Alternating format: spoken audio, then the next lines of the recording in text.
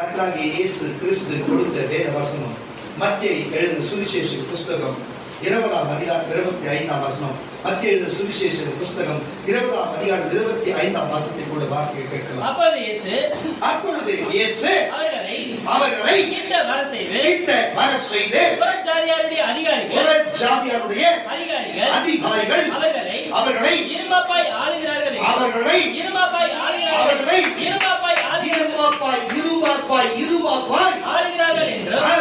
என்றும் பெரியவர்கள் அவர்கள் மேல் கடினமாய் அதிகாரம் செலுத்துகிறார்கள் என்று நீங்கள் அறிந்திருக்கிறீர்கள். என்ன காரியம் நடக்கிறது சொன்னா, சீஷர்களோடு அவர் குடும்பமாக அமர்ந்து சீஷர்களோடு இயேசு தன்னுடைய வார்த்தைகளை குறித்து பேசிக் கொண்டிருக்கிற வேளையிலே 2 மகனை கொண்டு வந்து ஒரு தாய் நிறுத்தி இயேசுவிடத்திலே நீங்கள் யார் என்று அறிந்திருக்கிறேன், நீங்க எப்பேற்பட்டவர் என்று அறிந்திருக்கிறேன் என்று சொல்லி அவர்கள் பேசுகிறார்கள். சரிமா, என்ன உனக்கு வேணும் என்று அவர் கேட்கிறார். அப்பொழுது கேட்டுக்கொண்டிருக்கிற வேளையிலே, நீங்கள் பரமேறி போன பிறகு உங்கள் வலது பக்கத்திலே ஒரு மகனையும் உங்களுடைய பரிசத்திலே இன்னொரு மகனையும் வலது பரிசத்திலே இடது பரிசத்திலே வைக்க வேண்டும், இதுதான் என்னுடைய தேவையா இருக்கிறது என்று இயேசுவிடத்திலே அந்த தாயார் சொல்லுகிறார்கள். இயேசு அதை கண்டு மௌனமா இருந்து பிறகு அதை யோசித்து ஒரு பதில் சொல்லுகிறார். அது என் கரத்தில் இல்லை, அவன் வலது பரிசத்தில் வருகிறது, இடது பரிசத்தில் அமர்வது என் கரத்தில் இல்லை. நான் எடுக்கிற ஸ்தானத்தை உங்களால் எடுக்க முடியுமா? நான் புசிக்கிறதை உங்களால் புசிக்க முடியுமா? நான் செய்கிறதை உங்களால் செய்ய முடியுமா என்று அவர்களோடு இயேசு கேட்கும் பொழுது, நீங்கள் புசிக்கிறது புசிக்க முடியும், நீங்கள் எடுக்கிற ஸ்தானத்தை நான் எடுக்க முடியும், நீங்கள் செய்கிறதை செய்ய முடியும் என்று அவர் சொன்ன வார்த்தைக்கு எதிர்வார்த்தை பேசுகிறார்கள். அப்பொழுது இயேசு மறுபடியும் சொல்லுகிறார், அப்படி அல்ல, இது என்னுடைய கட்டுப்பாட்டில் என்னுடைய கையில் இல்லை, இது பிதாவின் கரத்தில் இருக்கிறது, அது என்னுடைய கட்டுப்பாட்டில் இல்லை என்று சொல்லுகிறார். இதை சொல்லிக் கொண்டிருக்கிற வேளையிலே அந்த 10 சீஷர்களும் அதை கவனித்ததை பார்க்கிறார்கள். என்னடா இது, நான் அவர் காலை கழுவி அவர் காலை அழுத்தி விட்டு, நான் அவர் கையை அழுத்தி விட்டு, அவர் தோள்பட்டை அழுத்தி விட்டு, அவர் போற ட்ரெஸ் நான் துவச்சு போட்டு, அவருக்கு உணவு கொண்டு வந்து உணவு பரிமாறி, அவர் சாப்பிட்டு வச்சதை நாங்கள் கழுவி, அவருக்கு இவ்வளவு நாங்கள் பணிவிடை வேலை செய்தது மட்டுமல்லாமல் அவர் சொல்லுகிற காரியத்தெல்லாம் போய் இதை போய் செய்ய ஓடு, அங்க போய் சொல்லு, இதை பண்ணு அதை பண்ணு என்று சொல்லி இரவும் பகலும் முழுவதுமாய் அவர் சொல்லுகிற வேலையை நாங்கள் செய்து வருகிறோம். அவர் எங்களுக்கு நாங்கள் எந்த ஒரு பிரயோஜனத்தை தேடியோ எந்த வருமானத்தை தேடி அல்ல, அவர் சொல்லுகிறதை அப்படியே மனமுணர்ந்து அப்படியே அந்த காரியத்தை செய்கிறோம். ஆனால் திடீரென்று நின்று இவர்கள் இப்படிப்பட்ட காரியத்தை பேசுகிறார்களே என்று சொல்லி அவர்களுள்ளே இருமாப்புள்ளவர்களாய் மாறினார்கள், எரிச்சல் உள்ளவர்களாய் மாறினார்களாம். அவர்களுக்குள்ளே எரிச்சலும் கோபமும் அகந்தையும் வந்ததா. ஒரு காரியத்தை சொல்லுகிறேன், இந்த இருமாப்பு என்ற தலைப்பிலே அவன் இருமாப்பு உள்ளவர்களாய் ஆரம்பிப்பு செய்யக்கூடாது என்று வேதவசனம் சொல்லுகிறது. நல்லா புரிஞ்சு கொள்ளுங்க, இருமாப்பு என்று சொன்னா என்ன பொருளாய் இருக்கிறது? யாருக்குன்னா தெரிஞ்சா இருமாப்புடைய பொருள் நம்ம பேசுகிற மொழியில இருந்தா சொல்லுங்களேன். பாஸ்டர் விக்கிதான் சொல்லட்டும், இருமாப்பு என்றா தேவகர் தான் சொல்லட்டுமே. ஒரு வகையில் அது சொல்லுவோம். அது நம்ம பேசுறது டேரக்டர் சொல்ல, நம்ம இப்போ பேசுறது பார்த்தியா அந்த இதுல சொல்லுவோம். சரி, அடுத்தது வேற 4 சொல்லுங்க. பியூலா சாப்பிட்டு திருப்தி ஆவா சொல்லு. அகந்தை, பெருமை, திமிரு, புரிதல் உங்களுக்கு? அகந்தை, பெருமை, திமிரு, இப்படிப்பட்ட இந்த காரியம் எல்லாமே கர்வம் சொல்லுவாங்க. கர்வம், பெருமை, திமிரு, இது எல்லாமே அகந்தை என்ற வார்த்தையில் வந்துடுது. புரிதா இல்லையா? இந்த வார்த்தை இப்ப நான் சொல்லிட்ட பாயிண்ட் எழுதிங்க. இப்ப இனிமே அகந்தை என்ற வார்த்தையை நம்ம இருமாப்பு என்ற வார்த்தையை அகந்தை இது எல்லாமே அதுல வந்துடுது. அப்ப இருமாப்பு என்று சொன்னா இந்த 4ம் அதுல வந்துடுது. அந்த இருமாப்புக்குள்ளே அந்த அகந்தை வந்து விடுகிறது, கர்வம் வந்து விடுகிறது, பெருமை வந்து விடுகிறது, திமிர் வந்து விடுகிறது, இது எல்லாமே சேர்ந்து வந்து விடுகிறது. அப்போ நல்லா புரிஞ்சு கொள்ளுங்க கர்த்தருடைய பிள்ளைகளே. அப்போ என்ன நடக்குதுன்னு சொன்னா, அப்போ இவங்க இப்படி சொல்லிட்டாங்க, சீஷர்களுக்குள்ள இப்படி வருகிறது. நாங்க அவர் பக்கத்திலே இருக்கிறோம். பெருமை வந்துச்சல்ல, அதுக்காக அர்த்தம் நாங்கள் பக்கத்திலே இருக்கிறோம். அகந்தை வந்துச்சா, திமிரு, நீ யாரா நீ? நாங்க ஏசு பக்கத்துல இத்தனை வருஷம் நாங்க இருக்க, திடீர்னு வந்துட்டு இவங்க சொன்னா எங்களை மீறி போயிடும், அவர் எங்களை மீறி செஞ்சிடுவாரா, எங்களை மீறி இதை பண்ணிடுவாரா, எங்களை மீறி அவர் பேசிடுவாரான்னு சொல்லுவாங்க பார்த்தீங்களா. இயேசு கேட்கறதுக்கு முன்னாடி சீசர்கள் இருக்காங்க. இயேசு அவர் அந்த அவங்களுடைய இருதயத்தை அவர் அறிந்தபடினாலே அவர் அவளை பார்த்து, இப்படிதான் புறச்சாதி மக்களை, ஒன்றுமில்லாத மக்களை இவன் பெரியார் என்று சொல்லப்படுகிற எல்லாமே அவங்களை அகந்தையாவே ஆளுகிறார்களே, ஆனா நீங்களும் இருமாப்பாய் ஆளுகிறார்களே, நீங்கள் ஏன் அதே மாதிரி செய்யணும்? அப்படி செய்யக்கூடாது, அப்படி நம்ம செய்யக்கூடாது, அப்படி செய்தால் தவறான காரியம். நம்ம எப்பொழுதுமே ஒரு மனுஷனை அன்போடு தான் அப்படி இருக்க வேண்டும் என்று சொல்கிறாரு. வேணா அடுத்த வசனம் வாசி. உங்களுக்குள்ளே அப்படி இருக்கலாகாது. உங்களில் எவனாகிலும் பெரியவனாய் இருந்தால் அவன் உங்களுக்கு பணிவிடைக்காரனாய் இருக்க கடவன். சொல்ற பணிவிடைக்காரனாய் இருக்கணும். உங்களில் எவனாகிலும் முதன்மையானவனாய் இருக்க விரும்பினா அவன் உங்களுக்கு ஊழியக்காரனாய் இருக்க கடவன். இந்த ஒரு பாயிண்ட் புரியுது. இப்போ நம்ம சபையில முன்னாலும் அப்படிதான் பிரச்சனை தீரி, இப்பவும் அப்படிதான். நம்ம சபையில முன்னாடியா நிக்கிறது யார் நிற்பா? நம்ம சபையில யாரு? சொல்ல சொல்லு, யாரு யாரு? நானா எல்லாத்தா? சரி, நான் பாஸ்டர் விக்கிய சொன்னேன், உங்களுக்கு புரியலையா? நான் என் கேட்டகரியே வரல, என் கீழே இருக்கிற கேட்டகரி பேசுறேன், புரியுதா? அல்லேலூயா. அப்போ அவன் முன்னாடியே இருக்கு. அப்போ ஒருத்தர் முன்னாடி நிற்கணும், அவன் என்ன பார்க்கணும்? அவன் இது பணிவிடைக்காரன் இருக்குதானே இல்லையா? எது சொன்னா செய்யறானே இல்லையா? முன்னாடி எல்லாமே செய்வான். இப்ப கொஞ்ச நாள யார் வச்சிருக்கிற செய்யறான்னு தெரியல. கர்த்தர் அவங்களை கண்டிப்பா பேசணும். அவங்களுக்கு யாரும் தெரியல, வேற மாதிரி கூட பண்ணலாம், அவரோட இருந்து போதும். ஆனா கர்த்தர் பேசணும். முன்னாடி அவன் நான் சொல்லுகிறதை கேட்பான். இப்ப யாரோ அவனுடைய வேற யாரும் பணிவிடை செய்ய வைக்கிறாங்க பொழுது, அது விசாசா இல்ல வேற யாருன்னா தெரியல, கர்த்தர் அவங்களோடு பேசணும். யாரும் கிடைக்காத பாக்கி கர்த்தர் பேசணும். நான் சொல்றது பேசுறது புரியலையா? புரியுதா இல்லையா? பெரம்போடு வந்து பேசுவாங்க, புரியுதா? பெரம்போடு வருவாங்க, சும்மா அனுப்ப மாட்டாங்க. பெரம்பு கொடுத்து கால கையிலிருந்து அனுப்பி விடுவோம். அல்லேலூயா. ஒருத்தவங்க கெடுக்க கூடாது, ஒருத்தவங்க வாழ வைக்கணும், ஒருத்தவங்க நல்லது செய்யணும், அவங்க அழிக்க கூடாது. ஒருத்தவங்க நல்லது செய்யணும், கெட்டது செய்யக்கூடாது. கரெக்டா இல்லையா? அதனால இவ்வளவு நாம எந்த வேலை சொன்னாலும், எந்த காரியத்தை சொன்னாலும் அவன் செய்வான். இதனால இல்ல தடுமாற்றமா இதான் நம்ம மன்னிச்சு விட்டோம்னு வச்சுக்கோம். இனிமே செய்வான் நம்ம ரெடி கர்ம தட்டே. அப்ப அவன் எப்படி இருக்கும்? பசங்க வாசி எப்படி இருக்கும்? பணிவிடைக்காரனா இருக்க கடவன். உங்களில் எவனாகிலும் முதன்மையானவனாய் எல்லாத்துக்கும் அவனை கெடுதல் செய்யறாங்க. முதல் இருக்கணும்னா அவன் உங்களுக்கு ஊழியக்காரனாய் புரிஞ்சுச்சா? அவன் முதன்மையா இருக்கணும் மச்சானா, வேற காரணம் சபை அவளதான் வேற காரணம்னா. அப்படியே மனுஷகுமாரனும் சொல்லும்படி வராமல் ஊழியம் செய்ய வந்தார். ஊழியம் செய்யவும் அநேகரை மீட்கும் பொருளாக ஜீவனை கொடுக்கவும் வந்தார். கரங்களை தட்டி வரையில சொல்லுவாங்க. அப்ப இயேசு பிதாவில வலது பரிசுல வீற்றிருக்கும் போதுதான் அவர் முதன்மையா இருக்கிறான்னு சொன்னா, அவர் முதன்மையான இன்றைக்கு இயேசுவை தவிர வேற ஒண்ணு, இயேசுதான் முதன்மையான சாவுக்கும் வாழ்வுக்கும் எல்லாத்துக்கும் இயேசுவை முதன்மையா இருக்கிறான்னு சொல்லி பார்க்கணும்னு சொன்னா, பணிவிடைக்காரனை போல இருந்தார். எல்லா சீஷருடைய கால்களை கழுவினார். அவரே இறங்கி சுவிசேஷத்தை சொன்னார். அவரே சிலுவையில் அறையப்பட்டார். புரிகிறதா இல்லையா? எல்லாத்தையும் செய்து ஒரு ஊழியம் கொள்ள வராமல் ஊழியம் செய்யவே வந்தபடினாலே அவர் முதன்மையானார். அப்போ உங்களுக்கு யாரும் முதன்மையாகவும் தலைவியாகவும் தலைவனாகவும் இருக்கணும்னா அவன் ஊழியக்காரனாகவும் பணிவிடைக்காரனாகவும் இருக்கணும். அல்லேலூயா. ஒருத்தர் கேட்டதுனால இயேசுடைய வலது பரிசுல ஒருத்தர் கேட்டதுனால பிதா பாருங்க, இயேசுடைய இடது பரிசுல பிதா உட்கார முடியாது. இயேசு பிதாவின் வலது பரிசுல வீற்றிருக்கிறார்னா இயேசு பணிவிடைக்காரனா இருந்தாரு.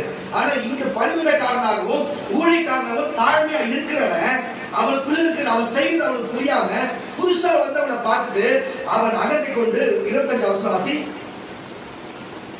அப்பொழுது இயேசு அவனை கிட்ட வர செய்து புறஜாதியாருடைய அதிகாரிகள் அவர்களை இருமாப்பாய் ஆளுகிறார்கள்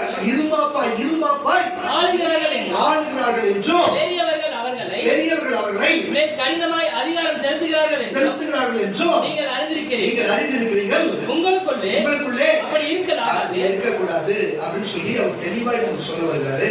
அப்போ சீஷர்கள் கூட இருக்கிறவர்கள் அகந்தையான காரியம் வருகிறது, இருமாப்பான காரியம் வருகிறது. அப்ப எதனால வருகிறது சொன்னா, தான் யாருன்னு ஃபர்ஸ்ட் தெரிஞ்சுக்கணும். முதல்ல நம்ம யார் தெரிஞ்சுக்கணும், நம்ம எந்த இடத்துல இருக்கிறோம் தெரிஞ்சுக்கணும், நம்ம யார் கூட இருக்கிறோம் தெரிஞ்சுக்கணும், நம்ம கூட யார் இருக்கிறோம் தெரிஞ்சுக்கணும். அப்பொழுது உங்களுக்கு இப்படிப்பட்ட காரியம் வராது. மறுபடியும் 23 வாசியா புரியுது. அவர் அவர்களை நோக்கி நீர் என் பாத்திரத்தில் நீங்கள் குடிப்பீர்கள், நான் பெரும் ஸ்தானத்தையும் நான் பெரும் ஸ்தானத்தை நீங்கள் பெறுவீர்கள். ஆனாலும் என் வலது பரிசத்திலும் இடது பரிசத்திலும் உட்கார்ந்திருக்கும்படி என் பிதாவினால் அவர்களுக்கு ஆயத்தப்பட்டு இருக்கிறதோ அவர்களை தவிர மற்ற ஒருவனுக்கும் அதை அருளுவது என் காரியமல்ல என்றால் என்னுடைய வேலையே கிடையாது. மற்ற 10 பேரும் அதை கேட்டு அந்த 2 சகோதரர் பேரிலும் எரிச்சல் ஆனார்கள். அதான் பெருமை வந்துருச்சு, எரிச்சல் வந்துருச்சு, கோபம் வந்துருச்சு, திமிர் வந்துருச்சு, அகதை வந்து இருமாப்பு வந்துருச்சு. அப்பொழுது இயேசு அவர்களை கிட்ட வர செய்து புறஜாதியாருடைய அதிகாரிகள் அவர்களை இருமாப்பாய் ஆளுகிறார்கள் என்று பெரியவர்கள் அவர்கள் மேல் கடினமாய் அதிகாரம் செலுத்துகிறார்கள் என்று நீங்கள் அறிந்திருக்கிறீர்கள். உங்களுக்குள்ளே அப்படி இருக்கக்கூடாது. உங்களில் எவனாகிலும் பெரியவனாய் இருக்க விரும்பினால் அவன் உங்களுக்கு பணிவிடைக்காரனாக பற்றி ஒரு சொல்லுவோமாக. அப்ப இருமாப்பு என்பதனுடைய காரியத்தையும் இருமாப்பு என்பது பொருளையும் நீங்கள் அறிந்திருப்பீங்க. அப்போ ஒரு மனுஷன் இருமாப்பா இருந்தார், பெருமையா இருக்கிறார், அகந்தையா இருக்கிறார், அவன் பாருங்க கர்வமாய் இருக்கிறார், அது மட்டும் திமிராய் இருக்கிறார் என்று பொருளாய் இருக்கிறது.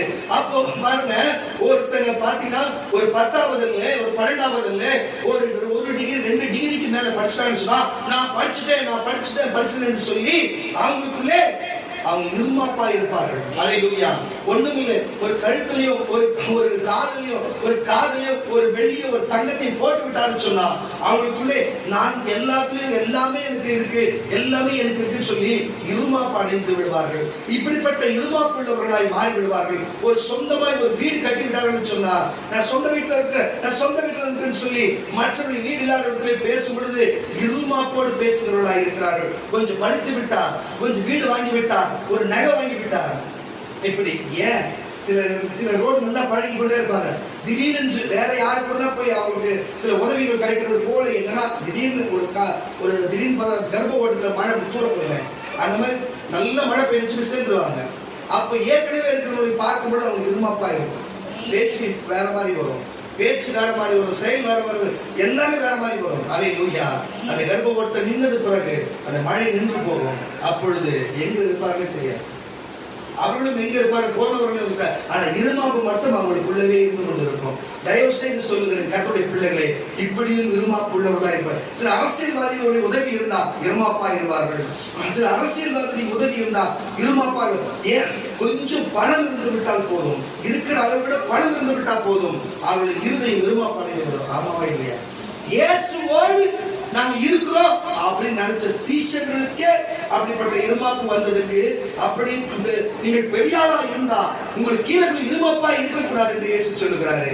உங்களை பார்த்து சொல்லுகிறேன் கர்த்தருடைய பிள்ளைகளே, நீங்கள் நகை வைத்திருக்கிறதுனாலோ பணம் வைத்திருக்கிறதுனாலோ நீ அழகா இருக்கிறதுனாலோ 4 பேர் உங்களுக்கு பக்கத்துல நீ அரசியல் இருக்கிறதுனாலோ இந்த டிவியில பார்க்கிற பேஸ்புக்ல பார்க்கிற யூடியூப்ல பார்க்கிற கர்த்தருடைய பிள்ளைகளே, நீ வந்து கிறிஸ்தவனா இருப்பாய் என்று சொன்னா உனக்குள்ளே இப்படிப்பட்ட அகந்தையும் இப்படிப்பட்ட இருமாப்பான காரியம் உனக்குள்ளே இருக்கல் ஆகாது. என்ன கவனிக்கிறீங்க? இப்படிப்பட்ட இருமாப்பான காரியம் உங்களுக்குள்ளே இருக்கலாகாது. நான் சொல்லவில்லை, உன்னையும் என்னையும் பரலோகத்துக்கு கொண்டு போகிற பாவமன்னிப்பு பரலோக நித்திய ஜீவனை கொடுத்த அந்த இயேசு கிறிஸ்து சொல்லுகிறார், இப்படிப்பட்ட இருமாப்பு உங்களுக்கு இருக்கலாகாது.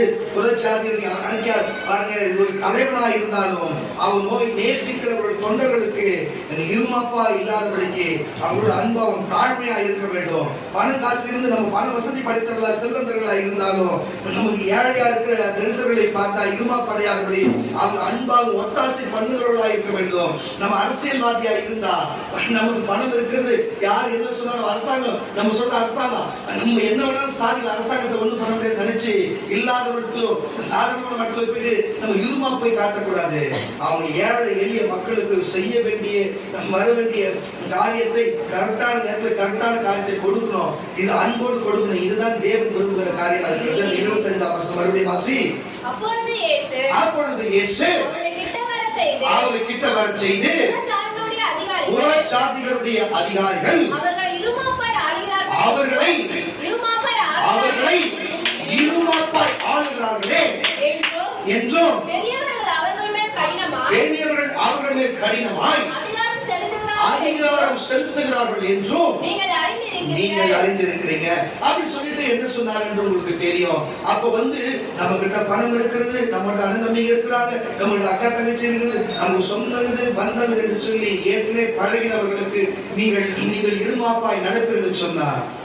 ஆனால் இருக்கிறவர்கள் இருப்பார்களா, இல்லை உங்களை விட்டு கடந்து போவார்களா, இல்லை உங்களை துரத்தி விடுவார்களா என்று நீங்கள் பாருங்கள். நான் இப்ப சொல்லலாம், இவராவே ஒரு வசனத்தை எடுத்து இவராவே பேசுகிறாரு. உன்னெல்லாம் கையில் அடிக்கூடாது. புரியுதா புரியுதா இல்லையா? வசனத்துல அடிக்கணும். கரக தச்சுவர்கள் சொல்லுங்க, கரக தச்சுவர்கள் சொல்லுங்க. அப்ப இருமாப்பாய் ஒரு மனுஷனையோ புறச்சாதிகளையும் யாருமே நமக்கு அதிகாரம் இருக்கிறது சொல்லி இருமாப்பாய் ஆள கூடாதுன்னு சொல்லுகிறார். அப்படி இருமாப்பாய் ஆளும் என்று சொன்னா என்ன சம்பவம் நடக்க போது வாசிக்க கேட்கலாம். சங்கீதங்களின் புஸ்தகம் 75ஆம் சங்கீதம், சங்கீதங்களின் புஸ்தகம் 75ஆம் சங்கீதம் 5 வாசிக்க கேட்கலாம். சங்கீதங்களின் புஸ்தகம் 75:5 சீக்கிரம். என்னப்பா மறுபடியும் வாசி. உங்கள் கொம்பை உயரமாய் உயர்த்தாதிருங்கள்.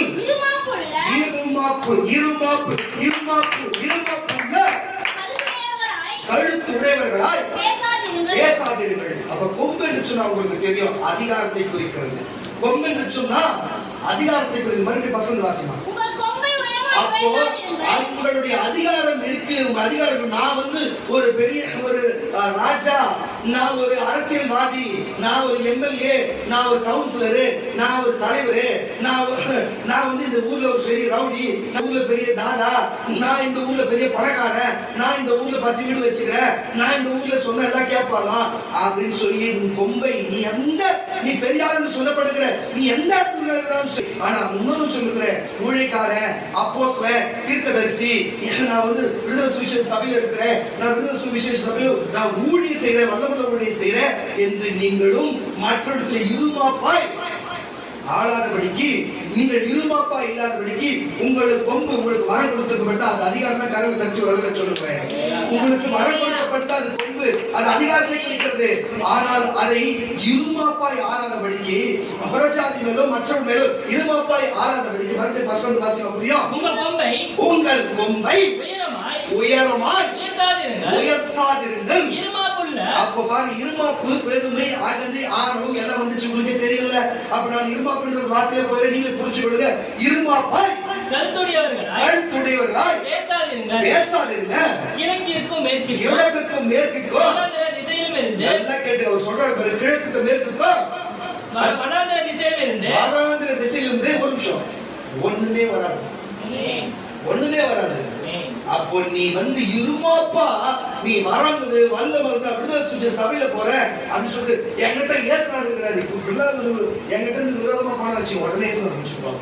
அது மாதிரி என்ன முடிப்பாங்க? பண்ணுங்க உங்களுக்கு எல்லாரும் ஒரு நாள் கத்த நல்ல எதுக்கு கருமத்தை நான் சொல்றேன். எதுக்கு இது நான் சொல்லுங்கன்னு சொன்ன கர்த்தருடைய பிள்ளைகளே, இருமாப்பா இருக்கக்கூடாதுன்னு சொல்றாங்க. இருமாப்பா கொம்பை உயர்த்தாதிருங்க. அப்படி கிழக்கிலும் மேற்கிலும் நீ பெருமை காட்டி நீ பெருமையா இருந்து நீ இருமாப்பா நீ நடந்து கொண்டா என்று சொன்னா ஒண்ணுமே வராது. வாசி. வனாந்திரத்திலும் வனாந்திர திசையிலும் இருந்து வனாந்திரத்திலும் ஜெயம் வராது. ஜெயம் வசனம் வாசி கொஞ்சம் பாருங்க. கிழக்கிற்கும் மேற்கிற்கும் அதான் நீங்க நினைச்சிருக்கலாம் இவர் என்ன சொல்றாரு, எங்களுக்கு வருது லாபமா, அது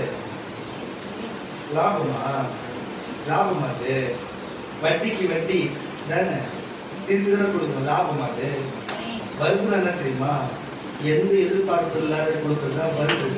அதை அதான் வரல வாசிப்பஸ் வந்து கிழக்கிலும் மேற்கிலும் வனாந்திர திசையிலும் இருந்து ஜெயம் வராது. தேவனே நியாயாதிபதி ஒருவனை தாழ்த்தி ஒருவனை உயர்த்துகிறார். கலங்கி போகிற மதுபானத்தினால் நிறைந்த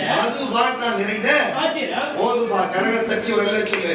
அப்போ ஒரு மனுஷன் அந்த இடத்துல அகந்தையாய் இருந்தா, இப்படிப்பட்ட இருமாப்பா இருந்தா, அப்ப இருமாப்பு உள்ளவனுக்கு கிழக்கிலும் மேற்கிலும் போனாலும் சரி அவனுக்கு நன்மை வராது. அப்ப பாயிண்ட் எழுதி கொள்ளுங்க. ஒரு மனுஷன் அவன் அகந்தையா இருக்கு பாருங்க, இருமாப்பா இருந்தா, அவன் ஒரு மனுஷன் இருமாப்பா இருப்பான் என்று சொன்னா, அவன் இருமாப்பாய் நடந்து கொண்டு சொன்னா, இருமாப்பு என்று சொன்னா திமுரு, அகந்தை, ஆணவம், கர்வம் என்ற காரியத்தை சொல்லிவிட்டாச்சு. அப்ப ஒரு மனுஷன் இருமாப்பா இருப்பான் என்று சொன்னா அவனுக்கு எந்த நன்மையும் அவனுக்கு வராது. கிழக்கிலும் மேற்கிலும் எந்த நன்மையும் வராது. வருகிறது போல் இருந்தாலும் அது ஒரு செலவைதான் இருக்கும். வருகிறது போல் இருந்தாலும் ஒரு பிரச்சனை தான் இருக்கும். வருகிறது போல் இருந்தாலும் ஒரு போராட்டம் தான் இருக்கும். வருவது போல் இருந்தாலும் சரி ஒன்றுமில்லாம தன்மை தான் இருக்குமே தவிர, ஆனால் வருவது என்று சொன்னா எந்த செலவு இல்லாம எந்த தேவையில்லாம அதுவே வந்து சேர்ந்து இருக்கும். அதுதான் தேவன் கொடுக்கிறது. அதே சங்கீதத்திலே அது ஃபர்ஸ்ட்ல இருந்து வாசிங்க. இது தாவீது எழுதின சங்கீதம் இல்ல, வேற ஒரு எழுதின வாசி. உம்மை துதிக்கிறோம், நல்லா கேட்டு, உம்மை துதிக்கிறோம் தேவனே, உம்மை துதிக்கிறோம். உமது நாமம் சமீபமாய் இருக்கிறது என்று, நாமம் பக்கத்திலே இருக்கிறது என்று உமது அதிசயமான கிரியைகள் அறிவிக்கிறது. நியமிக்கப்பட்ட காலத்திலே யதார்த்தமாய் நியாயம் தீர்ப்பேன். பூமியானது அதன் எல்லா குடிகளோடும் கரைந்து போகிறது. அதன் தூண்களை நான் நிலை நிறுத்துகிறேன். வீம்புக்காரனை நோக்கி வீம்பு பேசாதே சொல்றேன். வீம்பா ஒருத்தர் பேசுறான்னா கிறிஸ்தவனுக்கு விரோதமா, கிறிஸ்தவனுக்கு எப்போ ஒரு கிறிஸ்தவ குடும்பத்துக்கு ஒரு அந்நியர் வந்து ஆலோசனை கொடுக்கிறார்களோ அதுல இருந்தே முடிஞ்சு போச்சு அவங்க கட்டம் எல்லாமே. நம்ம சபையில ஏற்கனவே ஒரு சகோதரி வந்து ஏற்கனவே வந்திருந்தாங்க. அவங்க கர்த்தருடைய ஆலோசனை கேட்கும் வரைக்கும் கர்த்தர் ஃபர்ஸ்ட் ஒரு வீட்டை கொடுத்தார், நகை கொடுத்தார், சில வருமானத்தை கொடுத்தார். கர்த்தர் அப்படியே அவங்க உயர்த்தி கொண்டே போனார். உங்களுக்கும் தெரிஞ்சிருக்கும் நினைக்கிறேன், பேர் சொல்ல. ஆனால் திடீரென்று ஒரு ஆசி கிறிஸ்தவருடைய பேச்சை கேட்க ஆரம்பித்தார்கள். இன்றைக்கு அவங்க வீட்டிலே அடிமேல் அடி, புரோஜனம் இல்லாத வாழ்க்கை, பைத்தியத்தை போல் சுத்தி திரிகிறார்கள். தெரியட்டும், இன்னும் தெரியட்டும். இன்றைக்கு ஒரு சொப்பனத்தை கர்த்தர் காண்பித்து அவர்கள் வந்து என்னை தேடி வருகிறார்கள். அவர்களுடைய மொத்த குண அதிசயங்களும் மாறி அவர்கள் வேறு விதமாய் மாறி இருக்கிறார்கள். ஆனாலும் உலகம் எதை பற்றி உங்களுக்கு தெரியுமே அப்படின்னு சொல்லுவீங்களே, உலகத்தை அதனால என்ன பண்ணிருப்பேன் நினைக்கிறீங்க, அதான் தெரிஞ்சுக்காத, நீங்க தான் தெரியுது. அதுதான் செஞ்சேன். கர்த்தர் நல்லவர். அதனால இன்னைக்கு அவங்க அதே பேசுறேன், இல்லைன்னு பேச வேண்டிய அவசியம் இல்லை. ஆனால் இன்றைக்கு அந்த சொப்பனத்தில் நான் தேவனுடைய ஆவி கொண்டு இருக்கிறேன். அவங்க மறுபடியும் தேவனத்தில் வருகிறாங்க அர்த்தம். அப்போ சம்பந்தமே இல்லாத ஒருத்தருடைய ஆலோசனை கேட்ட நிமித்தம் என்ன ஒன்னு புரிஞ்சுக்கணும். கிறிஸ்தவனா நம்ம இருக்கணும்னா கிறிஸ்தவனுக்குள்ள இருக்கிற ஆவிதான் ஞானம் உள்ள ஆவி. மெய்ஞானம் கர்த்தருடையது. உலகத்துல இருக்கிற ஞானம் இல்ல, மெய்ஞானம் கர்த்தருடையது. அப்ப மெய்ஞானத்துக்கு யாரும் எந்த ஜோசிகரும் சூரியனை பார்த்து சாஸ்திரம் சொல்லுவானா, சாஸ்திரம் சொல்லுவா சூரியனுக்கு நடக்கிறது சொல்லுவானா, சந்திரன் நடக்கிறது சொல்லுவா. தீர்க்கதரிசிகள் மட்டும்தான் தேவன் வெளிப்படுத்துவாங்க. புரிஞ்சுக்கொள்ள கர்த்தருடைய பிள்ளைகளே, அதுலயே நீங்க புரிஞ்சுக்கணும். புரியுதுங்களா இல்லையா உங்களுக்கு? ஆனா என்னைக்கு நம்ம வேற அந்நியருடைய ஆலோசனை நம்ம கேட்கிறோமோ அப்பவே நம்ம விழுந்து போயிட்டோம். எப்ப ஒரு மனுஷனுடைய ஆலோசனை கேட்டா முடிஞ்சே போச்சு.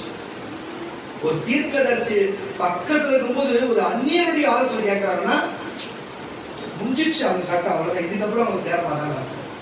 அந்நியர் எங்க இருக்கிறாங்க, தீர்க்கதரிசி எங்க இருக்கிறாங்க. ஒரு சாதாரண கிறிஸ்தவன் கூட நல்லா கரெக்டா பேசுவான், ஒரு வல்லமுள்ள கிறிஸ்தவன் கூட பேசுவான், நம்ம சபையில ஊழியர் செய்யற பிள்ளைங்க கூட பேசுவோம். அவங்க ஈக்குவல் கூட அந்நியம் கிடையாது. ஆனா தீர்க்கதரிசி எவ்வளவு பெரிய இடம், ஒரு அப்போஸ்தலன் எவ்வளவு பெரிய இடம். புரியுதா இல்லையா? அப்போஸ்தலர் வாழ்க்கையை இறக்கிட்டு ஒரு அந்நியருடைய வார்த்தையை கேட்கறீங்கன்னா நீங்க யார் ஆலோசனை படி போறீங்க? வாசியத்துல மறுபடியும் வீம்புக்காரனை நோக்கி, அதான் சொல்ற, வீம்புக்காரனை நோக்கி வீம்பு பேசாதேங்கள் என்றும், வீம்பு பேசாதே என்றும், துன்மார்க்கரை நோக்கி துன்மார்க்கரை நோக்கி கொம்பை உயர்த்தாதீர்கள் என்று. அவங்ககிட்ட உங்களுக்கு கொம்ப காட்டு. அதனால தான் நான் எங்க போனா சரி, எனக்கு கர்த்தர் கொடுத்த வரத்தை வரலே இந்த மாதிரி அந்நியர்களுக்கெல்லாம் பயன்படுத்த கிடையாது. இந்த எல்லையில வந்து தேடி வந்தாராம். நேற்று கூட திடீர்னு பார்த்தா சம்மந்தமே இல்லாத ஒரு 11 மணி இருக்கும், என் மகனுக்கு இப்படிப்பட்ட பிரச்சனை, உடம்பு சரியில்லைன்னு ஒருத்தர் தேடி ஓடி வராங்க. ஏன் இதே தெருவில் தான் இருக்கிறோம், போகும்போது வரும்போது சோதனை சொல்றது கிடையாது. இதே தெரு அவங்க அநேக நன்மைகளுக்காக நம்ம ஜெபித்து இருக்கிறோம், அநேக சேர்ந்து கொடுத்துருக்கிறோம். இப்படி சொன்னா சொல்லி சில பேர் சொல்றாங்க, நான் எப்படிதான் பேசுறேன், ஆண்டவரே நீ தான் சாட்சி, நான் சொல்றது எப்படிதான் சொல்றது எப்படிதான் சொல்றது, உங்களுக்கு தெரியல நான் எப்படி சொல்றது, இது சொன்னா கூட சொல்லி கட்டுன்றாங்க. என்னவோ சரிங்களா சிக்கல் நல்ல எதுக்கு நான் பேசுறேன், நம்மளுக்கு இப்படிப்பட்ட காரியத்தை செய்யும் பொழுது, இப்படிப்பட்ட காரியத்தை செய்து கொண்டு தேவைக்காக நேற்று எனக்கு ரொம்ப மன கஷ்டம். சரி நான் ஜபித்து கொள்ளுகிறேன் போகணும், ஏன் இன்னைக்கு கூட சர்ச்சுக்கு வந்துக்கலாம்ல, அந்த உட்காந்துக்கிறாங்களா இல்லையா தெரியும். ஆனாலும் நான் பார்த்த வரைக்கும் வரல. எதுக்கு இதை நான் சொல்லுறேன்னு சொன்னா, அவங்ககிட்ட போய் நம்ம கொம்ப உயர்த்திருக்க முடியாது, புறஜாதிகள் நமக்கு கொம்ப உயர்த்த நான் உடைய காரணம் அவன் இவன் சொல்லி நம்ம கேட்க முடியாது. ஏன்னா நம்ம அமைதியா போனோம். கர்த்தர் அவர்தான் சொல்ற விட்டது வாசி, கொம்பை உயர்த்தாதீர்கள் என்று. அவங்ககிட்ட கொம்பை உயர்த்தாதீங்க, வல்லமைக்கு வரணும் காட்டாதீங்க சொன்னேன். உங்கள் கொம்பை உயரமாய் உயர்த்தாதீர்கள், இருமாப்புள்ள, நல்லா கேட்டு, இருமாப்புள்ள கழுத்துடையவர்களாய் பேசாதீங்க. கிழக்கிலும் மேற்கிலும் திசையிலும் இருந்து ஜெயம் வராது. இந்த இதுக்குத்தான் நம்ம நேருக்கு நேரா போட்டி போறது கிடையாது. எனக்கு போட்டி யாரும் வைக்கிறது கிடையாது. தெரிஞ்சுதா? இப்போ அமைதியா போயிடுறது. புரியுதா இல்லையா உங்களுக்கு?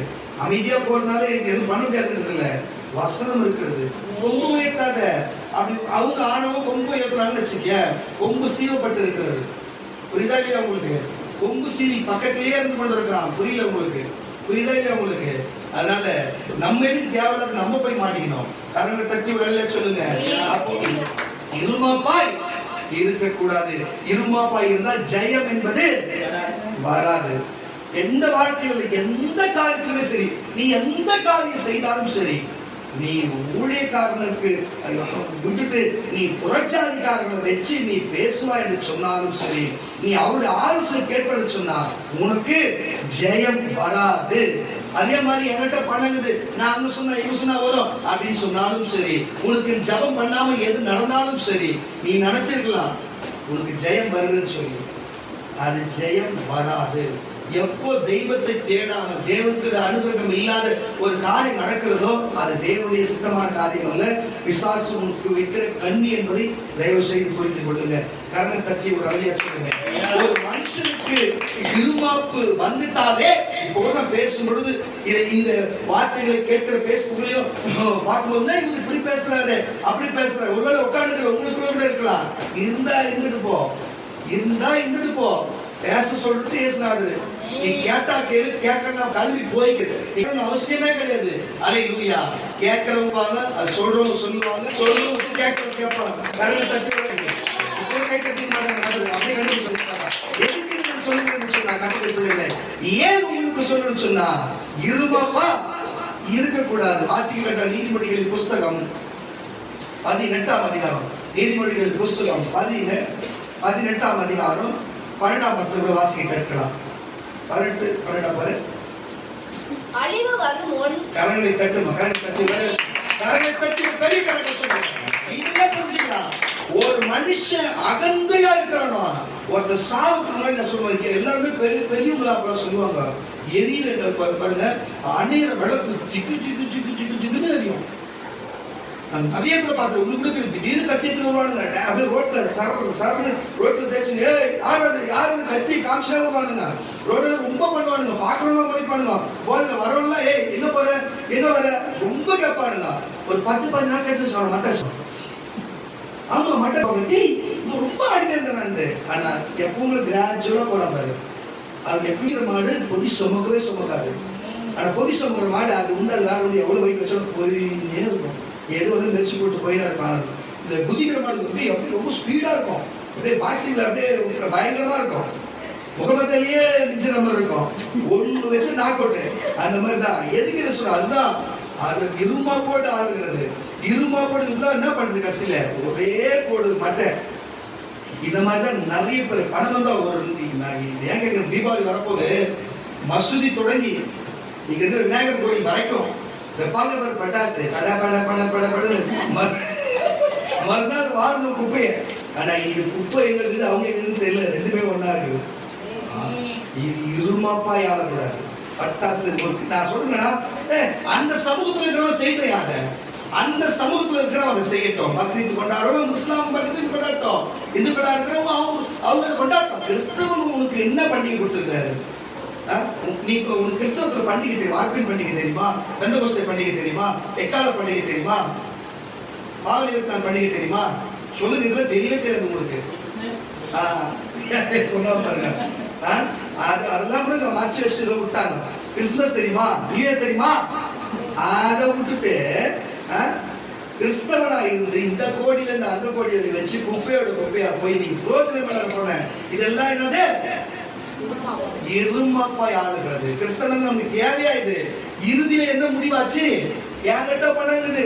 நான் ராணி இன்னைக்கு கோணி எடுத்துன்னு போற அளவுக்கு வச்சாரா இல்லையா? எல்லாருக்கும் எதுக்கு நான் சொல்லுகிறேன்னு சொன்னா கர்த்தருடைய பிள்ளைகளே, இதெல்லாம் இருமாப்பாய் நான் சொல்லவில்லை, நடந்ததை சொல்லுகிறேன். நடந்ததை மதிப்பீடுல இருந்து பரிசுத்த ஆவியான வெளிப்படுத்துகிறது நான் உங்களுக்கு சொல்லுகிறேன். நமக்கு நம்ம முன்னோர்கள் தான் நமக்கு வழிகாட்டி. நமக்கு முன்னோர்கள் தான் எடுத்துக்காட்டு. நம்ம முன்னோர்கள் செய்வதை நம்ம கவனித்து நல்லதை செய்யணும். நம்மளுக்கு நல்லது செய்யக்கூடாது. ஆமாண்ணா, முன்னோர்கள் செஞ்சிருக்கிறாங்க இப்படிப்பட்ட கிறிஸ்தவங்க. ஐயோ இப்படி படாத பாடு நீங்க படக்கூடாது.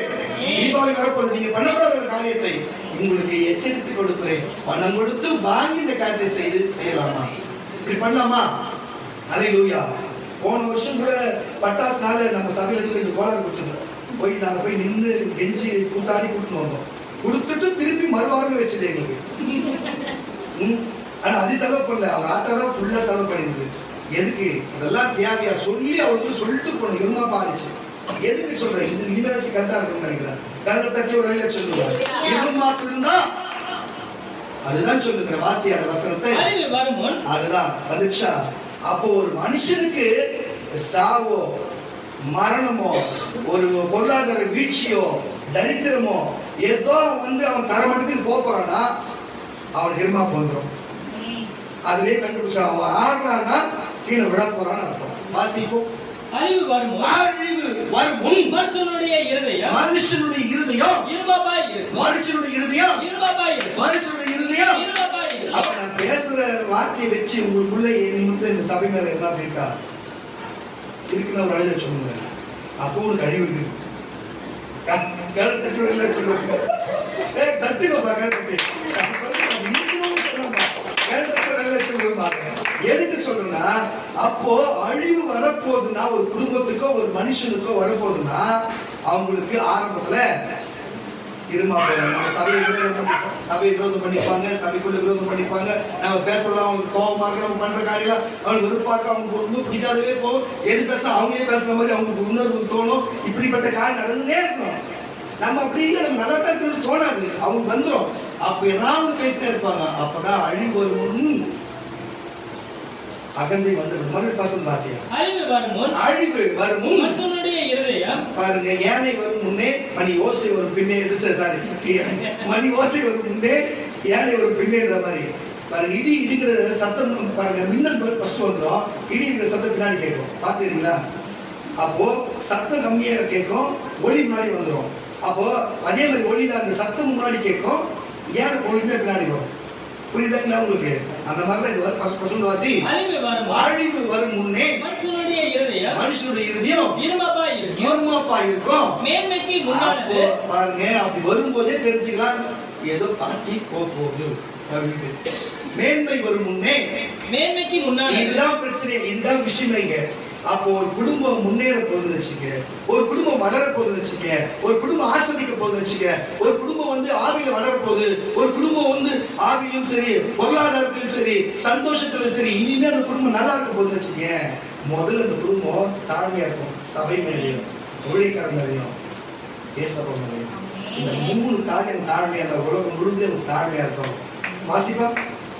மேன்மைக்கு முன்னானது, மேன்மை வருவதற்கு முன்னானது தாழ்மை. காரணம் தட்டுங்களேன். அப்ப தாழ்மை மட்டும் வந்துச்சுன்னா, அவனுக்கு மேன்மை வந்துவிடும். ஹல்லேலூயா. வாசி. காரியத்தை கேட்கும் முன் உத்தரம் சொல்லுகிறவனுக்கு அது புத்தியினமும் வெட்கமுமாய் இருக்கும். சரி, பசங்க முன்னாடி இருந்து வாசி. என்னடா சிந்தனை இருக்கு. அழிவு வரும் முன் மனுஷனுடைய இருதயம் இருமாப்பாய் இருக்கும். மேன்மைக்கு முன்னானது தாழ்மை. கரங்களை தட்டி சொல்லுங்க. அப்போ ஒரு மனுஷன் மேன்மை வரப்போகுதுன்னா அதை வச்சு கண்டுபிடிச்சிடலாம் அவங்க பேசுறது தாழ்மையா இருக்கும். இப்போ கூட கண்டுபிடிச்சிடலாம். ரொம்ப நெக்லா பேசினேன்னு வச்சுங்க அவங்களுக்கு புரியுது. ஆனா அவங்க எப்பவும் கூட தாழ்மை பேசினேன்னு வச்சுக்கோங்க அவங்களுக்கு எப்பொழுதுமே மேன்மை ஈஸியா புரிஞ்சுக்கலாம். ஒருத்தவங்க ஒரு விஷயம் நடக்கணும்னா அவங்க பேசுறத வச்சே சொல்லலாம். நம்ம ரொம்ப யோசிக்கவே தெரியல. அவங்க பேசுறதே வேலைக்காக தெரிஞ்சிடலாம். புரியுதா இல்லையா உங்களுக்கு? அழகா தெரிஞ்சிடலாம். இது வேலைக்காக அவங்க பேசும்போது தெரிஞ்சிடலாம். நடக்க சொல்லிடலாம். ரொம்ப ஈஸி தான். கரங்க தட்டி வரல சொல்லுங்க. ஏசப்பா எவ்வளவு வசதி ஈஸியா வச்சிருந்தாரு பாருங்க. மேன்மை வரும் முன் தாழ்மை இருக்கணும். ஹல்லேலூயா. அதுதான் உலகத்துல இருக்கிற ஏற்கனவே இருக்கிற அநேக பேர் அழகா பாடல் வரியில கூட சொல்லியிருக்கிறாங்க. ஒரு பதவி வரும் முன் பணிவு வர வேண்டும் என்று சொல்லி. புரியுதா இல்லையா? பதவி வரும் முன்னே பணி வந்துடணும். பணி வந்து பதவி வரும். அவர் தாழ்மை வந்து தாழ்மை வந்து மேன்மை வரும். நீ தாழ்மையா தான் உனக்கு மேன்மை கொடுப்பாரு. மேன்மையா நீ இருக்கணும்னு நினைச்சு நீ அகந்தையா இருமாப்பா பண்ணினா அழிவு வருவதற்கு முன்னாடியே அகந்தை வந்துவிடும், இருமாப்பு வந்துவிடும். புரியுதா இல்லையா உங்களுக்கு? கரங்க தட்டி ஒரு சொல்லுவோமாக. கரங்க தட்டு நல்லா. அப்ப இதுல ஒரு மனுஷன் இருமாப்பா இருக்கக்கூடாது. அவன் கிறிஸ்தவனா இருக்கட்டும், அவன் ஸ்ரீஷனா இருக்கட்டும், அவன் வந்து அரசியல்வாதியா இருக்கட்டும், பொதுமக்களா இருக்கட்டும், யாரா இருந்தாலும் சரி, ஒரு கிறிஸ்தவனா இருந்தினா ஒரு கிறிஸ்தவத்துக்குள்ளும் சரி பொதுமக்களுக்குமே நமக்கு அதிகாரம் இருக்கு, வரம் இருக்கு, வல்லம் இருக்கு. நம்ம கிறிஸ்தவ, நம்ம நீதிமானு, அப்படி இப்படி என்று சொல்லி யாருக்கிட்டையுமே நம்ம இருமாப்பாய் பேசக்கூடாது, இருமாப்பாய் நடந்து கொள்ளக்கூடாது. எல்லாரோடும் அன்பாய் நடந்து கொள்ளணும், தாழ்மையாய் நடந்து கொள்ள வேண்டும். அப்படி தாழ்மையாகவும் அன்பாகவும் நடந்து கொள்ள வேண்டும் என்று இயேசு சொல்லுகிறார். இதுதான் இந்த காரியத்தை சொல்லுகிறேன். ஒருவேளை உங்களுக்கு அப்படி உள்ள எண்ணங்கள் என்னாகிலோ பொருளாதார ரீதியாகவும் பண ரீதியாகவும் பொருளாதார ரீதியாகவும் நீங்கள் ஆள் பலத்திலையும் எதுல நீங்கள் பெரியாரா இருக்கிற இருமாப்பா இருந்தாலும் கொம்பை உயர்த்தாதபடிக்கு நீங்கள் தாழ்மையா இருங்கள் என்று நான் சொல்லவில்லை, இயேசு அதை சொல்லுகிறார். கரம் தட்டி ஒரு அழகா சொல்லுவோமாக. சொல்லுவோமாக. 1 கொரிந்தியர் புஸ்தகம் 4ஆம் அதிகாரம். 1 கொரிந்தியர் புஸ்தகம் 4ஆம் அதிகாரம் 18-19 வரை வசனங்களை வாசிக்க கேட்கலாம். 1 கொரிந்தியர் புஸ்தகம் 4ஆம் அதிகாரம் 18-19 சீக்கிரம். நான் உங்களிடத்திற்கு சத்தம் சரியா?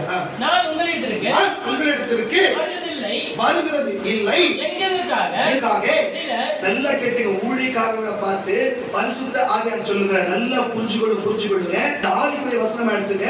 ஊழியக்காரனாகவும் சபையாகமா அமர்ந்திருக்கிற கிறிஸ்தவர்களே, விடுதலை சுவிசேஷ ஊழியத்தில் இருக்கிற பிள்ளைகளே, இந்த டிவியில பார்த்து கொண்டிருக்கிற கிறிஸ்தவ மக்களே, உன்னையும் என்னையும் பார்த்து இயேசு என்ன சொல்லுகிறார் வாசி? பரிசுத்த ஆவியானவர் என்ன சொல்லுகிறார் வாசி? நான் உங்களிடத்திற்கு வருகிறதில்லை என்பதனாலே சிலர் பாருங்க, நான் இன்னும் வரலன்றதுனால சிலர் இருமப்பாய் அடைந்திருக்கிறாங்க.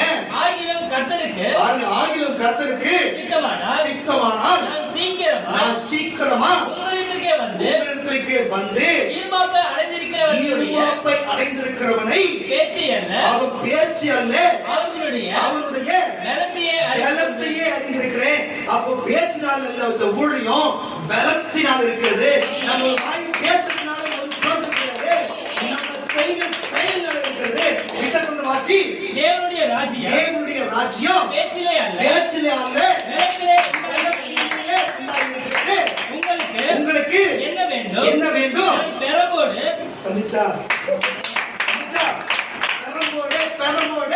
உங்களிடத்திற்கு வர வர வேண்டுமோ அல்லது அன்போடு சாந்தமுள்ள ஆவியோடு. புரிஞ்சுச்சா? சாந்தம் தாழ்மை வந்துச்சா? அன்பு வந்துச்சா? அப்போ நீ தாழ்மையோடும் அன்போடும் இருமாப்பு இல்லாம இருந்து நீ இருமாப்பா நடந்தினா பெறம்பெற்று பின்னிடுவார் பின்னி உங்களை. ஆனா நீ தாழ்மையோடும் அன்போடு நடந்த விட்டது வாசி. அன்போடும் சாந்தத்தோடும் ஆவியோடும் வர வேண்டுமா? நீயே முடிவு பண்ணு. யார் இந்த சகோதரா? நீயே முடிவு பண்ணு. பெரம்போடு வரணுமா? ஒண்ணும் இல்ல, பெரம்பை பத்தி நான் அனுபவத்தை சொல்லணும்.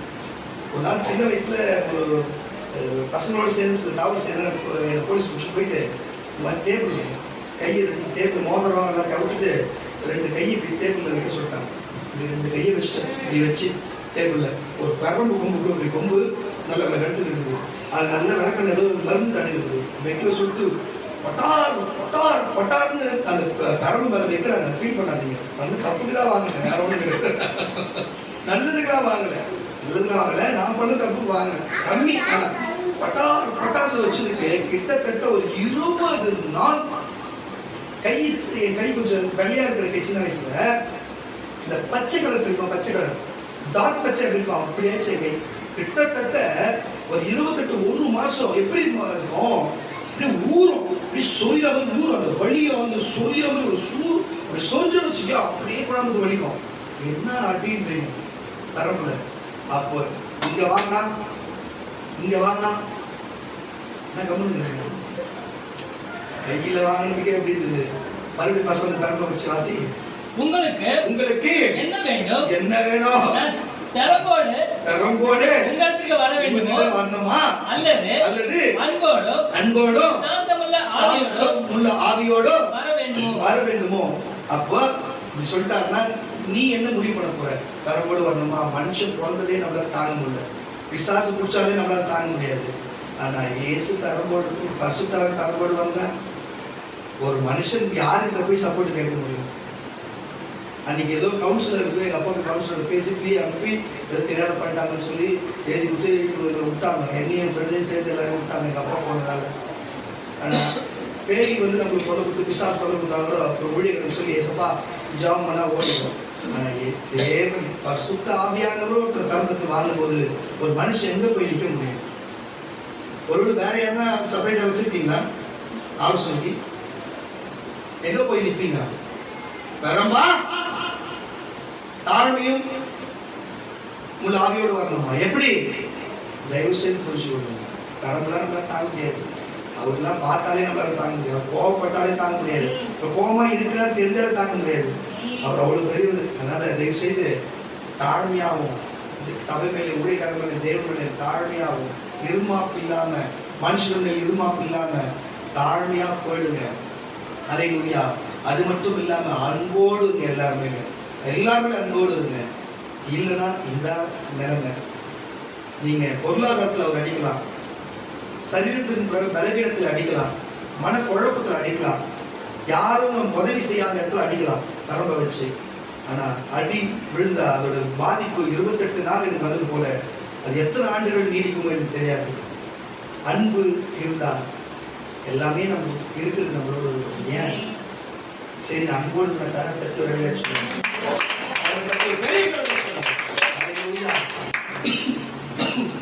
அவர் பெரம்புக்காக பேசல, அவர் அன்புக்காக தான் பேசுறாரு. நம்மளே தான் பெரம்பை தேடிக்கிறோம். அதனால சொல்லுகிறேன் கர்த்தருடைய பிள்ளைகளை தயவு செய்து புரிந்து நம்ம காரியத்தை செய்து நம்ம நடக்க வேண்டும். கொலேசியரின் புஸ்தகம் 2ஆம் அதிகாரம் 19ஆம் வசனத்தை கூட வாசிக்கிறோம். சொல்லலாம். கொலேசியரின் புஸ்தகம் 2ஆம் அதிகாரம் 19ஆம் வசனம். மாயமான பொய்யா இருக்கக்கூடாது. அதான் சொல்றேன், சபையில வந்து இந்த நடிப்பு அப்படி போட்டு நானும் அப்படியே ஆவி நம்பிட்டேன், நானும் அப்படியே சோதனை சொல்லிட்டேன். இந்த ஜோக்கெல்லாம் வந்து கர்த்தர் பார்த்துட்டு தான் இருப்பாரு. ஆடுறதுல அது பேய் ஆடுதா என்கிட்ட ஆவிக்குறி ஆவி பகுத்தறிவு வரணும் தேவன் எனக்கு கொடுத்துருக்காரு.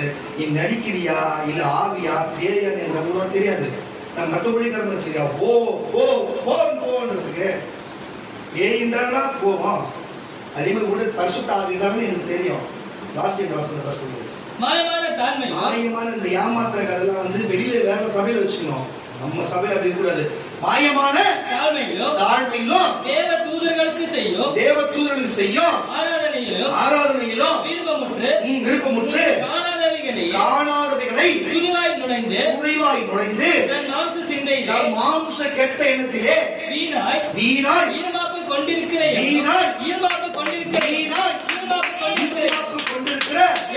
எவனும் உங்கள் பந்தய பொருளை நீ பாவ மன்னிப்பு பரலோகராஜ்ய நித்திய ஜீவன் என்னும் பந்தய பொருளை நீங்கள் இழந்து போகும்படி உங்களை வஞ்சியாதிருக்க பாருங்க.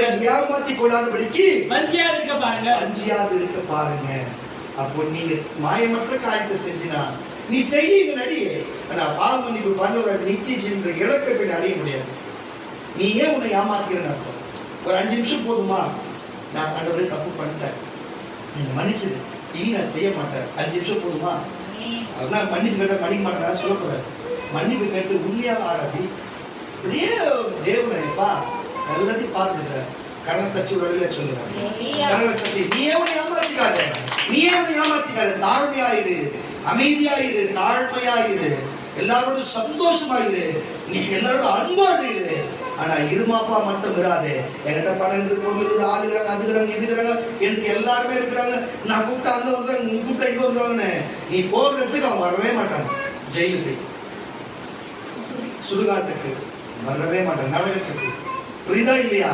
புரிஞ்சுக்கோ, தயவு செய்து புரிஞ்சு ஒழுங்கா நட, ஒழுங்கு கீழ்படி. கர்த்தருடைய பிள்ளைகளை கரணத்தச்சு வரல சொல்லு, ஹalleluya. நன்றி. வாசிக்க கேட்கலாம். 2 தீமோத்தேயு புத்தகம் 2 தீமோத்தேயு புத்தகம் 3ஆம் அதிகாரம் 4ஆம் வசனம். 2 தீமோத்தேயு புத்தகம் 3ஆம் அதிகாரம் 4ஆம் வசனம். இன்னொரு 1 தீமோத்தேயு புத்தகம் 3ஆம் அதிகாரம் 6ஆம் வசனம். தேவகரம் 1 தீமோத்தேயு புத்தகம் 3ஆம் அதிகாரம் 6 எடுத்துமா. நீ விக்கி வாசிடா. துரோகிகளாயோ என்னப்பா? 2 தீமோத்தேயு 3ஆம் அதிகாரம் 4ஆம் வசனமா? வாசி. துரோகிகளாயோ துணிகரம் உள்ளவர்களாயோ. நல்ல கேட்டு இப்படிப்பட்ட ஆளுங்கெல்லாம் பரலோகத்துக்கு போக முடியாது. இப்படிப்பட்ட ஆளுங்க தான் இவங்களுக்குள்ள இருமாப்பு இருக்கும். நல்ல வாசிங்க, இருமாப்புள்ளவர்கள் இதெல்லாம் சேர்ந்து மறந்து பசங்க வாசி. துரோகிகளும் துணிகரம் உள்ளவர்களாயோ. அவன் பாஸ்டர்னா பாத்துக்கிறான், சர்ச்சுன்னா தெரிஞ்சிட போகுது, ஊழியக்காரன்னா தெரிஞ்சிட போகுது, ஏசப்ப என்ன பண்றாரு, ஊழியக்காரன் சொல்லிட்டா, ஊழியக்கார முன்னாடி தெரிஞ்சுட்டா, ஊழியக்காரனுக்கு தெரிஞ்சுட்டா, அவன் குடும்பத்துக்கு தெரிஞ்சுட்டா, சபைக்கு தெரிஞ்சுட்டா, சபையாருக்கு தெரிஞ்சுட்டா. அதுதான் துணிகரம். புரியுதா இல்லையா? துணிகரம் வாசி. துணிகரம் உள்ளவர்களாயோ, இருமாப்பு உள்ளவர்களாயோ, இருமாப்பு உள்ளவர்களாயோ, தேவ பிரியம் இல்லாமல், தேவனுடைய பிரியம் இல்லாயிருக்கிறாயும், பாருங்க, தேவனுடைய அன்பு பிரியம் இல்லாதவர்களாயும், சுகபோக பிரியராயும். நல்லா கேட்டுங்க, நல்லா நகை போடணும், நல்லா சாப்பிடணும், நல்லா ட்ரெஸ் போடணும், நல்ல 10-5 வீடுகளை வாங்கணும், எல்லாரும் பெரிய ஆளை போல இருக்கணும். சொல்லு வாசி. தேவ பக்தியின் அதுதான் உலக பிரியராயும், தேவ பக்தியின் வேஷத்தை தரித்து, அதுதான் சொல்றேன் நான். சோத்திரம் ஒரு பொட்டு வைக்காத வந்துட்டா கிறிஸ்தவம், காலில் வெட்டி எடுத்துட்டா கிறிஸ்தவம், மூக்குத்தி எடுத்தா கிறிஸ்தவம். ஏண்டா டேய், யாரா கிறிஸ்தவர்கள் கிறிஸ்துவை போல வாழ்கிறவர்கள். நம்ம கிறிஸ்தவன்றதுல அது கிடையாது. கிறிஸ்துவை போல வாழ்கிறவர்கள். கிறிஸ்து அவன் பிதாவுக்கு உண்மையா இருந்தார், தாழ்மையா இருந்தார், ஊழியம் செய்தார், எல்லா காரியத்தையும் உண்மையா இருந்தார், பிதாவின் வாழ்க்கை இருந்தார். நீயும் இயேசு உண்மையாயிரு, தாழ்மையாயிரு, பணிவிடைக்காரனாயிரு. நீ ஊழியக்காரன் கீழ்படி, பணிவிடைக்காரனாயிரு. நீ தலைவராக இருக்கணும்னு நினைச்சா நீ ஊழியம் செய்ய.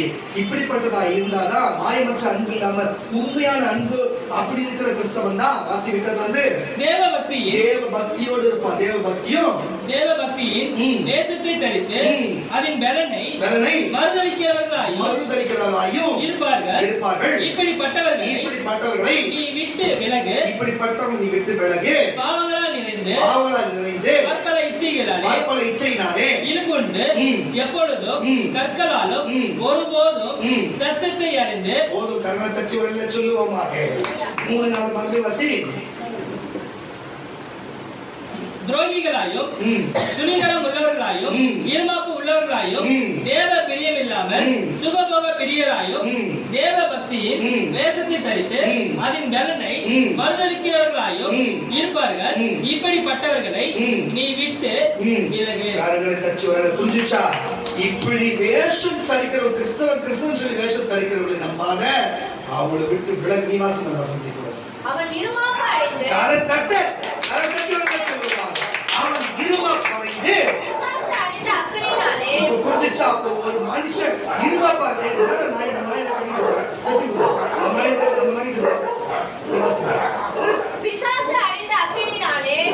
புரியுதா உங்களுக்கு? அப்ப ஒருவன் இருமாப்படைந்தா, ஒருவன் இருமாப்பா இருந்தா, அப்ப ஒருவன் இருமாப்பா இருந்தா பிசாசு அடைய போகிற அந்த அக்கினிக்கு விழாதபடிக்கு நூதன சீஷனாய் நம்ம இருக்கக்கூடாது. ஏமாத்துகிற சீஷனாகவும் தேவையில்லாத வரலாற்றுகளையும் தேவையில்லாத காரியத்தை சொல்லுகிறவனா இருக்காதபடிக்கு இப்படிப்பட்ட வெளியரங்கமான மூஞ்சிக்கு நேரா இப்படிப்பட்ட இருமாப்பு என்ற வார்த்தை குறித்து எந்த ஊழியக்காரனும் எக்காலத்தில் பேச மாட்டான். அன்பு, தாழ்மை இப்படியே ஜோக்கு போவான தவிர இந்த தலைப்பற்றி எவனும் பேச மாட்டான். அந்த மாயமற்றவனை போல இருக்கக்கூடாது. வெளியரங்கமா தேவன் சொல்லுகிறது பயப்படாத பேச விட்டது வாசி. அவன் நிந்தையினாலும் கண்ணியினாலும் விழாதபடிக்கு புறம்பானவர்களானால் நற்சாட்சி பெற்றவனாய் இருக்க வேண்டும். பாருங்க, இப்படி நற்சாட்சி பெற்றவனாய் இருக்க வேண்டும். அந்தபடியே போதுமா? கரகத்தை சொல்லுவாங்க. அப்போ ஒரு மனுஷன் எப்படி இருக்க வேண்டும்? இருமாப்பா இல்லாதபடிக்கு எப்படி எல்லாம் இருக்க வேண்டும் வேதம் சொல்லுகிறது. கவனித்து பாருங்க கர்த்தருடைய பிள்ளைகளே, நீங்கள் கவனித்து பாருங்க. முற்றிலும் அவ்வளவுதான்.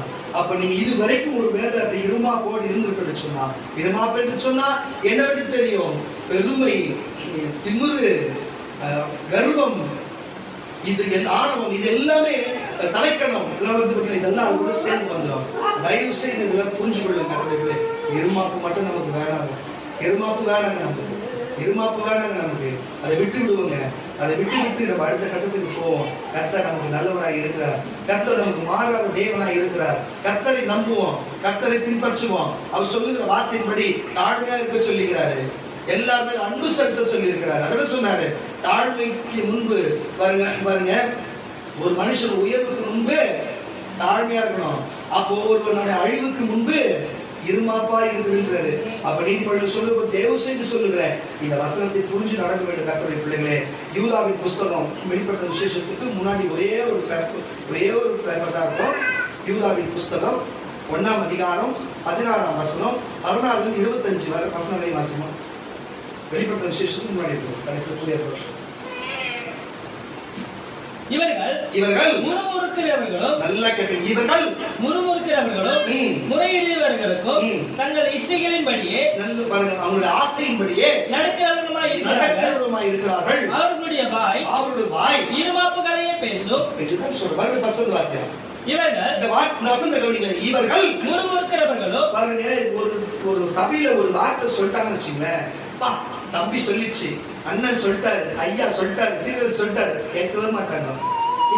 பாரு ஒரு என்னதான் சொல்றாரு பாருக்கா, பாத்தியா, இதுதான் முறுமுறுப்புள்ளவர்கள். இவர்கள் தான், இவர்களுக்குள்ளதான் இருமாப்பு இருக்கும். ஈஸியா புரிஞ்சுக்கலாம். இவர்கள் முறுமுறுக்கிறவர்களும் முறையிடுகிறவர்களுக்கு தங்கள் இச்சைகளின்படி ஆசையின்படி நடக்கிறவர்களாய் இருக்கிறார்கள். கேட்கவே மாட்டாங்க. ஊழியக்காரன் பேச்சை காப்பி கேட்க மாட்டாங்க. அவங்க சொல்றதுதான் பெரிய ஆள். அவங்க சொல்றதான் கேட்பாங்க. அவங்க இச்சையின்படி ஆசையின்படி நடக்கிறவர்களாய் இருக்கிறார்கள். இச்சையின்படி ஆசையின்படி தான் நடப்பாங்க. அவருடைய வாய் இருமாப்புகளையே பேசும். அதுதான் சொல்றேன், எப்போ பார்த்தாலுமே இருமாப்போடு தான் பேசும்.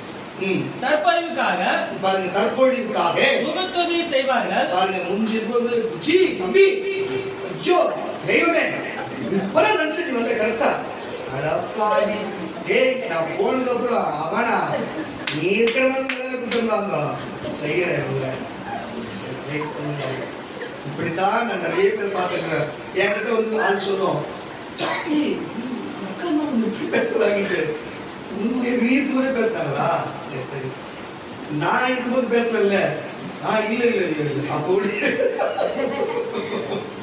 அதுவே போதும் பார்த்துக்கோ. இப்படிப்பட்ட நீங்களே அப்படியே சும்மா நெஞ்சில விசுவாசம் பேசிக்கிட்டு யாருக்கு பேசுறீங்க? யாருக்கு பேசுறது? வாசிடா தற்பொழிவுக்காக முகஸ்துதி செய்வார்கள்.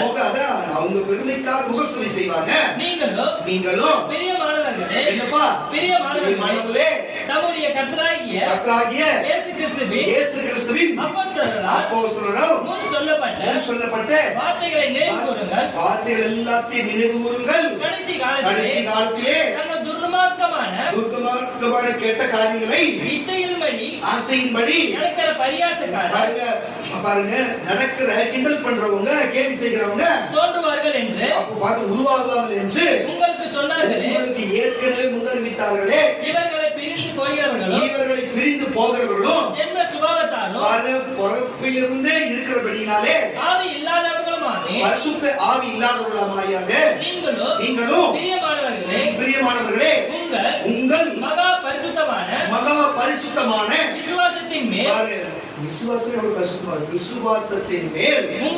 உங்களை நீங்கள் இயேசுவின் மேல் விசுவாசத்திலே உறுதிப்படுத்திக் கொண்டு நிலைநிறுத்திக் கொண்டு பரிசுத்த ஆவிக்கும் ஜெபம் பண்ணி தேவனுடைய அன்பிலே உங்களை காத்துக்கொண்டு நித்திய ஜீவனுக்கு ஏதுவாக நம்முடைய கர்த்தராகிய இயேசு கிறிஸ்துவினுடைய இரக்கத்தை பெற காத்திருங்கள். அவர்களை தச்சு ஒரு இரக்கத்தை பெற காத்திருங்கள். தாழ்மை உள்ளவங்க தான் கிருபை வரும், இரக்கம் வரும். இரக்கத்திற்குனா உங்களுக்கே தெரியும். அப்ப தாழ்மையா இருங்க, மற்றவங்க அன்பா இருங்க, இருமாப்பா இருக்காதீங்க. இருந்தா நன்மை ஜெயம் வராது. ஜெயிக்கவே முடியாது, தோல்விதான் வரும். புரியுதா இல்லையா? அப்புறமேட்டு என்ன சொன்னாரு? பிசாசுக்கு கொடுக்கப்பட்ட அந்த நரகத்தை, அந்த அக்கினிக்குள்ளதான் தள்ளப்படும். புரியுதா? யோசனை பண்ணி நீங்களே பாருங்க. அதே 1 தீமோத்தேயு புஸ்தகம் 6ஆம் அதிகாரம் 1 தீமோத்தேயு 6ஆம் அதிகாரம் 17ஆம் வசனம் இருக்குதா பாருங்க, வாசிங்க. நீ 25 வசனம் வாசிங்க. இவ்வுலகத்திலே எத்தனை வசனம் வாசிங்க? 6:15 1 தீமோத்தேயு வாசி. இவ்வுலகத்திலே நல்லா கேட்டுக்கொள்வது கர்த்தருடைய இவ்வுலகத்திலே ஐஸ்வர்யம் உள்ளவர்கள், நல்லா கேட்டுக்கோ, பணக்காரர்கள் இருமாப்பான சிந்தை உள்ளவர்களாய் இராமலும். பாத்தீங்க, உனக்கு தேவன் ஆசீர்வாதத்தினாலும் உனக்கு ஐஸ்வர்யத்தினாலும் ஒருவேளை பணமும் பொருளும் உனக்கு கிறிஸ்தவனா இருந்தா உனக்கு கொடுத்திருப்பாருன்னு சொன்னா அதை தெய்வம் செய்து சொல்லுகிறேன். இருமாப்பா யாரானீங்கப்பா, ஏழை எளிய மக்களுக்கு உதவி செய்யுங்க. இதை யூடியூப்லயோ பேஸ்புக்ல பாக்குறீங்க, நீங்கள் மற்றவங்களுக்கு உதவி செய்யுங்கயா. நீங்க அவங்களுக்கு உதவி செய்யுங்க. இருமாப்பா, நான் பணக்காரன், கடவுள் நான் நல்லா நேசிக்கிறேன், எனக்கு அதை குத்துறாரு இதை குத்துறாரு என்று சொல்லி நீ கொம்பை உயர்த்தி கொண்டே போகாது. நீ அப்புறம் இருமாப்பு கழுத்துள்ளவனா இருப்ப. புரிஞ்சுக்கோ கர்த்தருடைய பிள்ளைகளே, தாழ்மை வழங்கு, தாழ்மை தலை குடித்து தாழ்மையா இரு. எல்லாமே அன்பு செலுத்து. தாழ்மை அன்பு இருந்தா, உங்ககிட்ட பணம் இருந்தா, நீ செல்வாக்கா இருந்தா மற்ற செல்வாக்கை வைத்து அநேகருக்கு உதவி செய்வ, பணத்தை வைத்து அநேகர் உதவி செய்வ, பதவியை வைத்து அநேகர் உதவி செய்வ, ஆவியோ வல்லமை இருந்தா அநேக ஜெபித்து அவங்க நன்மையாக உதவி செய்வ என்பதை மட்டும் புரிஞ்சுக்கொண்டு விட்டு வாசி. இருமாப்பான உள்ளவர்களாய் இராமல் நிலையற்ற ஐஸ்வர்யத்தின் மேல், பூமியில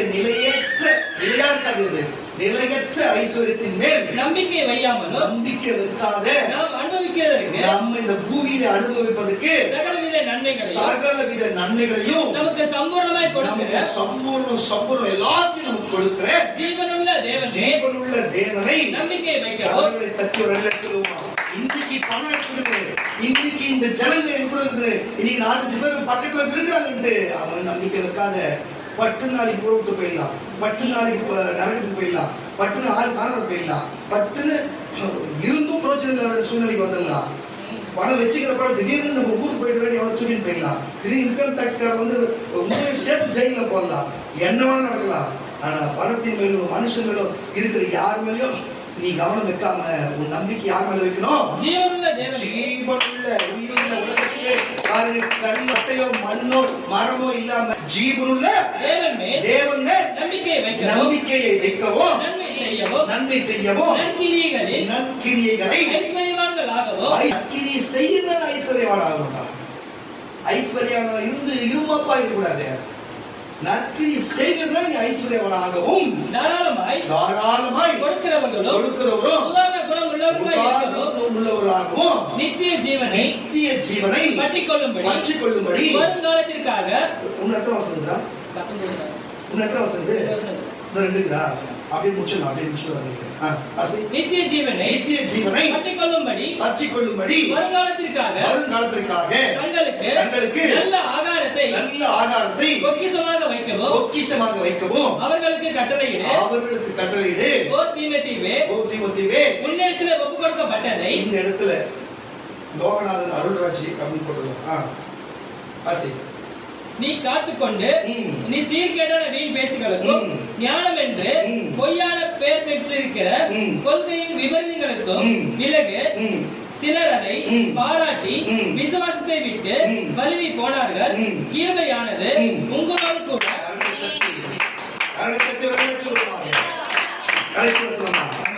அதே போல ஒவ்வொருவரும் அது பேரை போட்டார். தயவு செய்து சொல்லுங்க, எல்லாரும் ஒழிக்காம கர்த்தர் எல்லாருக்கும் நம்முடைய கடமை கொடுத்திருக்கிறார்.